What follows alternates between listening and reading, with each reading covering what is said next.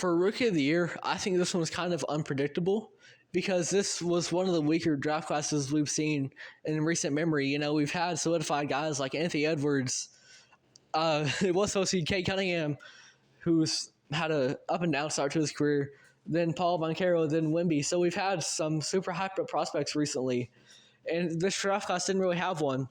Zachary Rachaad is more of a role player for the Atlanta Hawks with the first pick. So I think it's going to be the guy that went number 2 because he wants more of a role in his offense. That's going to be Alex Sarr, just because of the opportunity that he has over in Washington. And he wanted the opportunity, Alex Sarr did. I don't know how it's going to work for his long-term development because I think to be the most impactful you can be long-term in the NBA, there's only a select few guys that can be the solidified number 1 guy on a contender, right? So I think learning as a rookie to be just play your role more, a guy like Alex Rachaad, or not Alex Rachaad, Zachary Rachaad, I think that is going to be more beneficial for his development long term. But in the short term, I think Alex Sarr is going to put the most eye-popping stats in Washington because there's not a lot of guys there that Washington really needs to build around. Jordan Poole looks really bad. Kyle Kuzma isn't going to get much better at this point. So I think that opens up a lot of opportunities for Alex Sarr, and he's going to put up the stats, and he's going to be Rookie of the Year.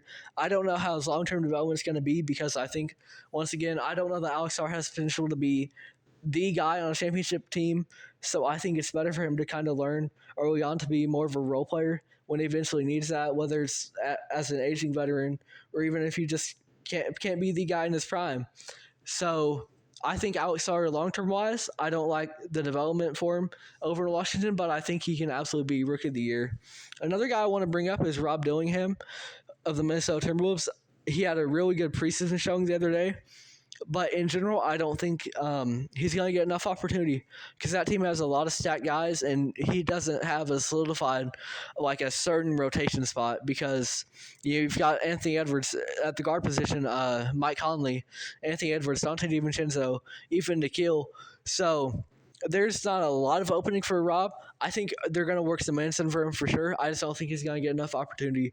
I think he's got all the talent in the world, but he's going to need to learn and grow and develop until he gets some true consistent minutes in Minnesota. So I think Alex Sarr is the guy to win Rookie of the Year this year over in Washington. If you enjoyed this video, it would be great if you could find it in you to like, subscribe, maybe check out the full podcast on Spotify, follow us on there, follow us on Instagram.